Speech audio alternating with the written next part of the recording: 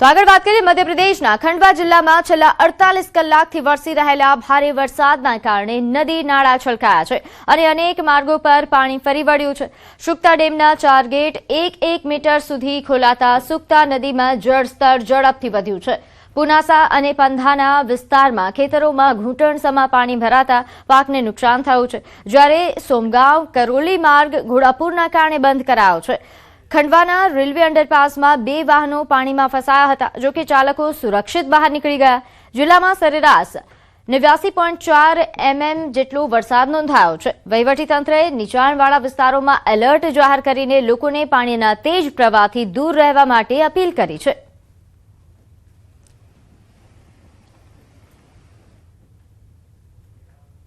ये हुआ है, मेरे आगे की जो गाड़ी जा रही थी उसके पीछे मैंने भी गाड़ी डाल दी थी, पर वो अगली गाड़ी बंद हो गई, उसके कारण मेरी गाड़ी रुक गई थी।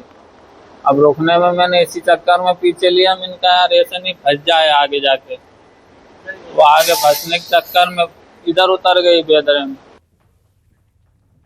તો આ તરફ ચમોલીના જિલ્લાધિકારી ગૌરવ કુમારે તમક વિસ્તારનું હેલી સર્વેક્ષણ કર્યું હતું।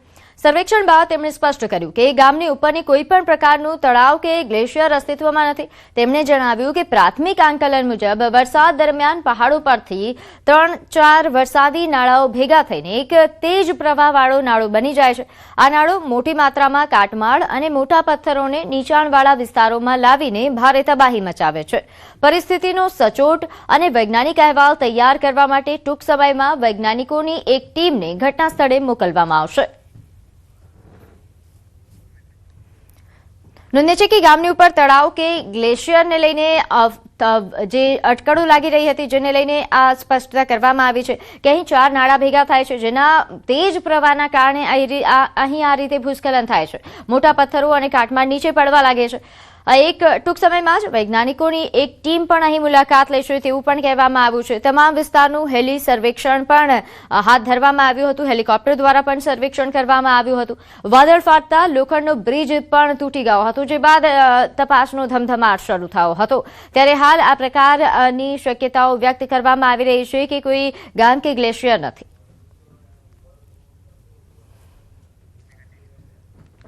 આગળ વાત કરીએ રાયગઢમાં ભારે વરસાદના કારણે કેલો નદીમાં ઘોડાપૂર આવ્યું।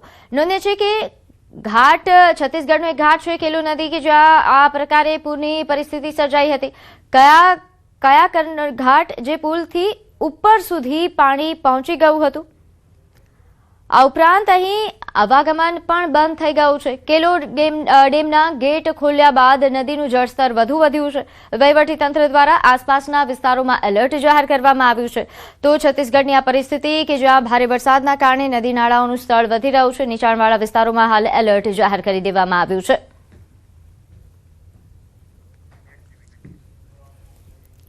તો રાજસ્થાનના ઉદયપુરના ઓગણા વિસ્તારમાં વાકલ નદી પર કુંભારવાસ પુલ તૂટેલી હાલતમાં હોવાથી ગ્રામજનો અને વાહન ચાલકોની મુશ્કેલીઓ વધી છે। બુધવારે વરસાદ બાદ નદીમાં પાણીની આવક વધતા નદી વચ્ચેથી બનાવેલો વૈકલ્પિક માર્ગ જોખમી બન્યો અને એક જીપ પાણીમાં ફસાઈ ગઈ। ટ્રેક્ટરની મદદથી જીપને બહાર કાઢવાના કલાકો સુધી પ્રયાસો કરવામાં આવ્યા, પરંતુ સફળતા મળી નહોતી। ઘટનાનો વિડીયો સોશિયલ મીડિયા પર વાયરલ થયો છે। ગ્રામજનોએ તૂટેલી પુલિયાનું વહેલી તકે નિર્માણ કરાવવા અને ત્યાં સુધી સુરક્ષિત વૈકલ્પિક માર્ગ બનાવવાની પણ માંગ કરી છે।